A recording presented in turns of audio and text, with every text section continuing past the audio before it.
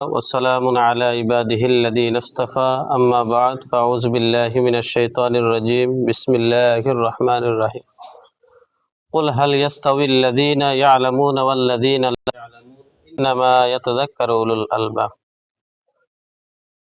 وقال رسول الله صلى الله عليه وسلم خيركم من تعلم القرآن وعلمه أو كما قال عليه الصلاة والسلام আমরা সবাই দুরূদ শরীফ পড়ি আল্লাহুম্মা সাল্লি আলা মুহাম্মাদ ওয়া আলা মুহাম্মাদ কামা সাল্লাইতা সাল্লাল্লাহু আলাইহি ওয়াসাল্লাম। সবার জন্য বলতেছি, আমার নিজের জন্য, ছাত্রদের জন্য, উস্তাদদের জন্য, যারা এখানে আছি সবার জন্য আমি বলতেছি, সর্ব অবস্থায় পাক পবিত্র থাকা।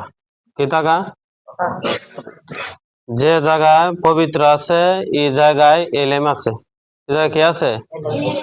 আর যে জায়গা অপবিত্র এই জায়গায় ইলম প্রবেশ করে না। যেমন বাথরুমে গিয়ে কোরআন তেলাওয়াত করা যায় না, হাদিস পড়া যায়, দোয়া করা যায়, কোনো কিছু না, কোনো কিছু করা যাবে না। অন্তত পক্ষে কথা বলাও নিষেধ বাথরুমে। কি বলা? এটা কি পবিত্র জায়গা? বাথরুম পবিত্র জায়গা?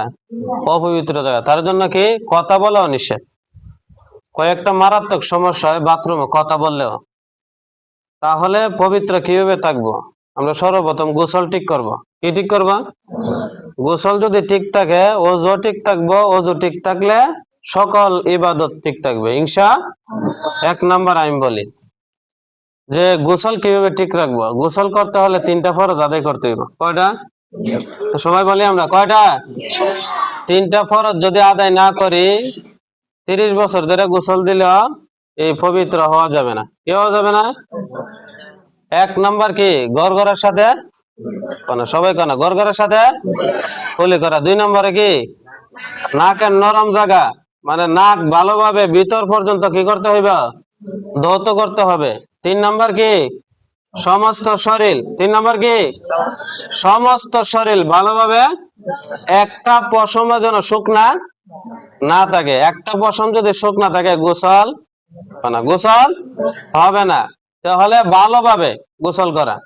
তাহলে এই 3টা ফরজ আদায় করতে হবে। কয়টা? যদি গোসল ফরজ হয় অথবা গোসল করতে হয় 3টা ফরজ আদায় করব আমরা সবাই। আর যদি আমরা এই গোসলের আগে ওযু করতে পারি, কি করতে পারি? ওযু করতে পারি অথবা পরেও করতে পারি, কিন্তু আগে ওযু করা সুন্নাত। আগে ওযু করা কি সুন্নাত। আবার যদি মনে করো যে 3টা ফরজ আদায় কইরা, কয়টা? 3টা ফরজ আদায় কইরা যে আমরা আর ওযু করব না, তাহলে এটা পারা যাবে। এটা কি পারা যাবে, কিন্তু আমরা 3টা ফরজ আদায় করতে হবে বাধ্যতামূলক। এখন আমরা আসি ওযুর দিকে। কিসে? ওযু করতে হলে কয়টা ফরজ আদায় করতে হয়? 4টা। 1 নম্বরে কি? সমস্ত মুখ ধৌত করা। কি সমস্ত মুখ? কতটুক? পানা। অনেকে আছে এমনি দেয়া এমনি পানি দেয় পরে, এইভাবে হবে না। ওযুর সমস্ত মুখ কি এই চুল দিকে লাগা, এখানে বেড়াইতে, এখানে একটা গড়া আছে। কি আছে? আসেনি? এইখান পর্যন্ত, এই কানের লতির দিকে এই কানের লতি পর্যন্ত, এটারে কি বলা হয়? সমস্ত মুখ। এটারে কি বলা হয়? চেহারা। কি বলা হয়?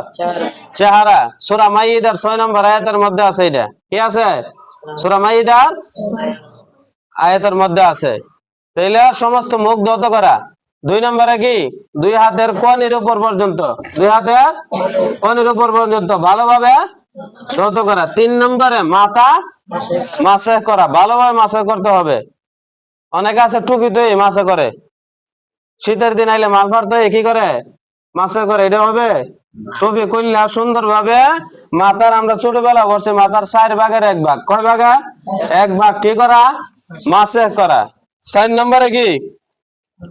দুনো পায়ের। 4 নম্বরে কি? দুনো পায়ের টাকনু সহ ভালোভাবে ধৌত করা। টাকনুর উপর পর্যন্ত। টাকনুর অর্ধেক দইছে আর অর্ধেক দইছে না। আবার টাকনু পাওয়ার পিছনে অনেকে আছে পাওয়ার গোড়ালি ভিজে না। পাওয়ার গোড়ালি কি? আল্লাহ রাসূল বলেন নামাজি 5 ওয়াক্ত নামাজ পড়ে, কিন্তু ওযুর সময় একটা ভুলের কারণে সে জাহান্নামে যাইতে বাধ্য। কিসের কারণে? পাওয়ার গোড়ালি যদি শুকনা থাকে। কি থাকে? তার কারণে পাওয়ার গোড়ালি ভালো করে, পাওয়ার ফিসও কি করতে হবে? দেখে ভালোভাবে ধৌত করতে হবে। তো কটা কথা বলছি? 7টা ফরজ। 7টা কি? এই 7টা যদি আদায় করি আমরা পবিত্র হইতে পারবো ইনশাআল্লাহ, পবিত্র হয়ে যাব। আর নামাজের নিয়ম কারণ আমরা যেহেতু মাদ্রাসায় পড়তেছি এবং পড়াইতেছি, আমরা তো নিয়ম কারণ জানি। যারা জানে না তাদেরকে আমরা শিখাবো ইনশাআল্লাহ। আমাদের টার্গেট হলো আমরা শিখলে আমরা অপরদেরকে কি করব? শিখাবো। কিভাবে? আমি কোরআনের আয়াত একটা তেলাওয়াত করছি, কুল হাল ইয়াস্তাবিল লাযিনা ইয়ালামুনা ওয়াল লাযিনা লা ইয়ালামুন। আল্লাহ বলেন নবীকে, হে নবী আপনি বলুন, যারা জানে এবং যারা জানে না তারা কি সমান? বলে না, তারা কখনো সমান হতে পারে না। বলো তো, যারা জানে আর যারা জানে না এরা কি সমান? যারা নামাজ পড়তে পারে না আর যারা ভালোভাবে পড়তে পারে এরা কি সমান? যারা কোরআন পড়তে পারে আর যারা পড়তে পারে না এরা কি সমান? হ্যাঁ, যারা রাতের বেলা দাঁড়ায় নামাজ পড়ে এবং যারা দাঁড়ায় নামাজ পড়ে না তারা কি সমান? যারা আল্লাহর শুকর আদায় করে তারা এবং যারা আদায় করে না তারা কি সমান? তারা কখনো সমান হতে পারে না। তারপরে আল্লাহ পাক রব্বুল আলামিন কোরআনের শেষ অংশে বলেন, ওমা ইয়াযাক্কারু ইল্লা উলুল আলবাব, একমাত্র জ্ঞানীরা বুদ্ধিমানরাই উপদেশ গ্রহণ করে। কে উপদেশ গ্রহণ করে? জ্ঞানীরা, বুদ্ধিমানরা। যারা বুদ্ধি আছে, জ্ঞান আছে, তাদেরকে যদি একটা কথা বলে সে মাথা বাইটা নেয় যে না, এই কথাটা আমার ভালোর জন্য বলছে। আর যারা অজ্ঞ, মূর্খ, জাহেল, তাদেরকে ভালো কথা কইলে রাগ করে, আছে না? ভালো কথা কইলে কি অনেকরা আছে দেখো, অজু পারে না, অজুটা যদি বলো যে কাকা অজু হইছে না বা ভাই অজু হইছে না, আমার থেকে বেশি জানেন আপনি, এটি হলো মুরুক্ষ। এটা কি জাহেল, জাহেলে মুরাক্কাব যেটা বলে, এটি হলো তারা। তাহলে আমরা যারা আছি, খায়রুকুম মান তাআল্লামাল কুরআনা ওয়া আল্লামা, ওই ব্যক্তির থেকে শ্রেষ্ঠ কেউ হতে পারে না যে কোরআন শিখে এবং যারা কোরআন শিখে এবং কি করে? শিক্ষা দেয়। তাইলে আমরা যারা আছি আমাদের থেকে শ্রেষ্ঠ আর কি আর কেউ এই জমিনে নাই। তাহলে আমরা আদব কায়দা, সালামে কালামে রাস্তার দিকে ডাইন পাশ দিয়া নিচের দিকে তাকায় হাঁটবো। কোন দিক দিয়া? আর মানুষ দেখলে কি করবো? সালাম দিব। অন্য মানুষ যেন আমাদের দ্বারা কোনো কষ্ট না পায়, অন্য মানুষকে কোনোভাবে আমরা গালি দিব না। আর মানুষদেরকে ভালো কাজের আদেশ দিব এবং আমরা নিজেরা ভালো কাজ করব ইনশাআল্লাহ। আল্লাহ যেন আমাদের সবাইকে তৌফিকটুকু দান করেন, সকলে বলি আমিন। সুবহানাক।